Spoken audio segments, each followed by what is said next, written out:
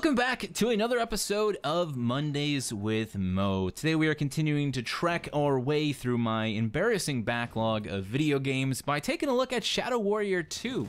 This has been a long time coming. I just finally sat down and played Shadow Warrior 2 this past week. I was a huge fan of the first game, just loved that sort of classic FPS making its return. It's right up there for me with Doom 2016, The Return of Wolfenstein. Just clean cut, straightforward, solid FPS experiences with a little bit of sandbox to their linear level design, letting you explore, kind of make your own routes, find some hidden collectibles, just those modern classics, right? They just seem to work so well, and I really sunk my teeth into the first game. So when I found out Flying Wild Hog was doing a sequel, I was like, hell yeah, where can they take this? They did the reboot. Now let's let them kind of make it their own. And so when they said they were doing some looter shooter mechanics and 4-player co-op, I was like, okay, this is very much them attempting to make Shadow Warrior their own. It's one of those games that just kind of went under my radar. I didn't have time for it. I didn't have friends interested in playing it in co-op, so I just didn't get around to playing it, regardless of how excited I was for it. Now, though, I've sat down. I put about 4.5 hours into the game. It's actually on sale right now on Good Old Games for like 20 bucks. So if you're interested in checking it out for yourself after this video or picking it up, playing it with some friends, definitely a good time to consider that. Let me say this.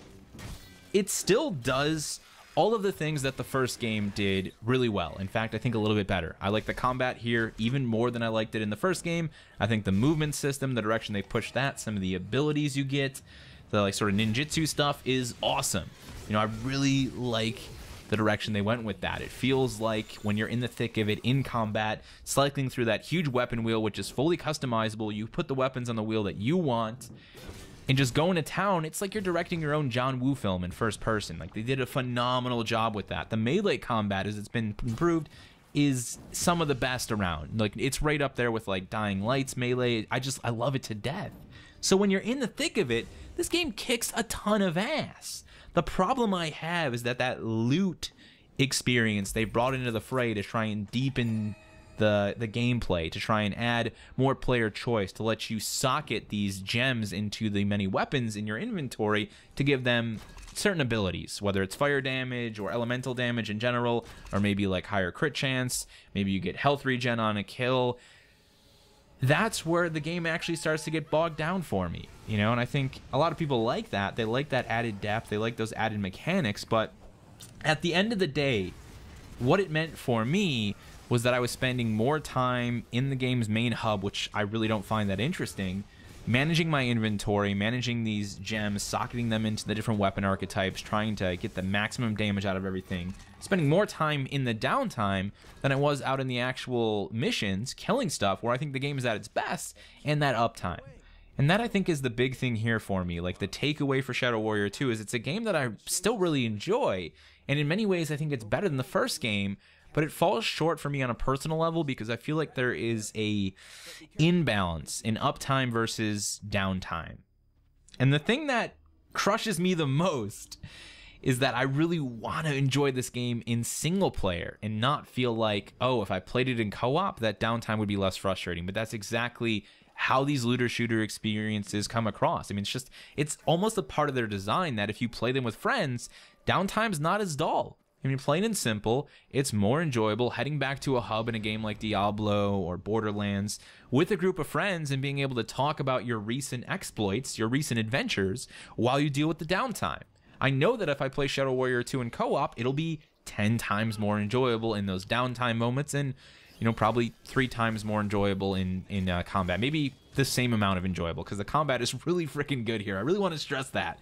Like, if you can get past the downtime that you have to deal with in this game for all of the inventory management stuff that happens, you still get a really great combat experience, but it just feels like it's delivered in such small bursts. Like, all the missions I've played thus far are 15 minutes at most on regular difficulty. They're not that long, and so it almost feels like it's a 50-50 split of me being in combat and me being in inventory management back in the main hub, and that's where the game starts to get weighed down for me. I just feel this is an instance where that system could have been more streamlined. Like, I still love the idea of upgrades and weapons having like certain stat potential, but why not make them fixed?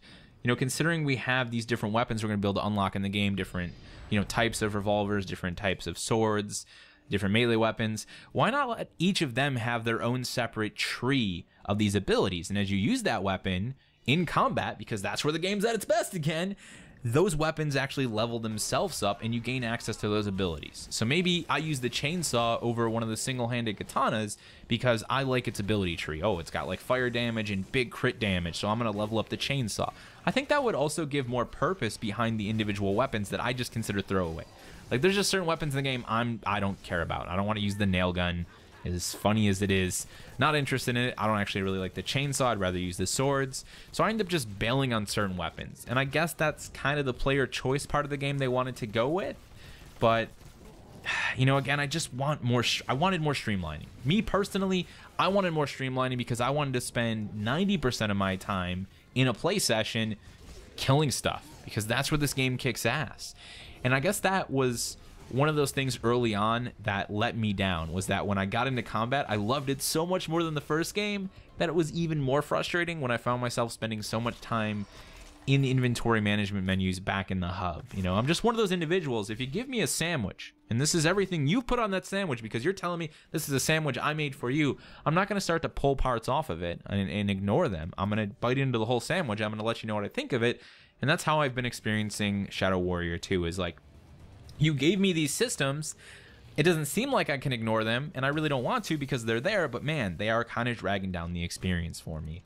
Now, I thought if I played the game on a harder difficulty, well, the missions would take longer, there'd be more enemies, it'd be a little bit more intense, and that would balance things out. But that's not how difficulty works in Shadow Warrior 2.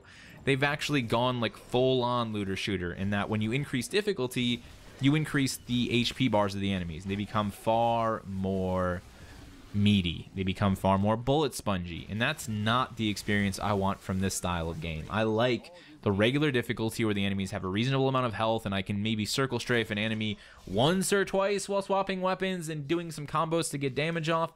But the moment I got to circle strafe a boss or like a mini boss for 5 minutes to kill him because his HP bar is 500%, just count me out. You know, I'm not interested. So that route didn't work out that well for me either. So it's such a it's a pretty interesting love-hate relationship I have with this game at this point, and I wouldn't not recommend it to people because of that downtime, but I think I would do what I'm doing right now to you and stress just how much that downtime experience might affect the overall Shadow Warrior 2 experience for you personally.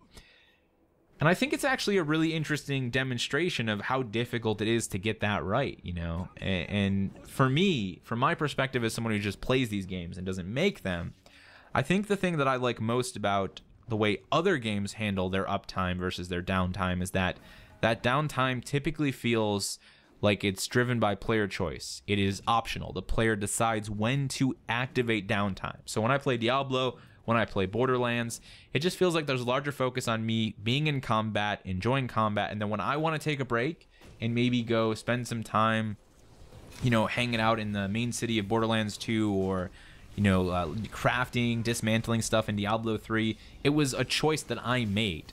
It's me taking a bit of a respite from the adventure, from the action, because I've decided to. And that downtime, even if it's 20-30 minutes, doesn't feel as substantial because it doesn't feel as forced as it does in Shadow Warrior 2. And that's maybe another area in which I feel maybe the game would have played out better for me personally, is if the structure of coming back to the main hub was different. And it wasn't just every time I complete a mission that's only 10 to 15 minutes long, I'm back in the main hub again. Oh, here we go again. Well, it's all the stuff in my inventory.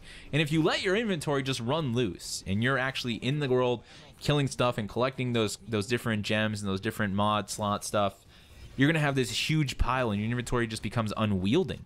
So it's necessary for the sake of inventory maintenance and management that you go back to the hub and you sell stuff and you figure out what you want to keep and what you don't want to keep. And man, it just slows things down for me. So would I recommend Shadow Warrior 2 at this point? Absolutely, but just understand what you're getting into. Understand that this isn't the full-on, like, always in the action experience that Shadow Warrior 1 was for probably 80% to 90% of the time. Understand that this is a more even split of downtime, inventory management, managing your mods, and combat. If you're okay with that, you're probably going to love this game. If you play it with friends, you're probably going to love this game, but it was a bit of a disappointing component of this particular sandwich called Shadow Warrior 2 that Flying Wild Hog decided to serve up to me. I hope they get a chance at a third game, to be honest, because I love where they're going with the movement system. And if they could push the movement system even further and give us some really crazy stuff here, that could be exciting, you know, and hopefully there's some lessons learned from this game, regardless of how well it was received by people in general, and they can, you know, find a better ratio if they make a third game. And considering how well this game actually sold, I don't think that'd be crazy or out of the question. So if you happen to be listening, Flying Wild Hog, I love what you guys are doing. I hope you get to do more of it, and I hope that I enjoy Shadow Warrior 3 for, I think, you know, righteous reasons, because I love your combat and I just want more of it. More than I enjoyed Shadow Warrior 2. Thank you guys so much for watching. If you've played both the first game and the second game, I really do want to hear from you. You know, what was the experience like for you transitioning from Shadow Warrior 1 to Shadow Warrior 2? What did you like? What did you dislike? Let me know down in the comment section below, and I will see you in the next one. You have been brought here for a purpose, the most important task of your lives.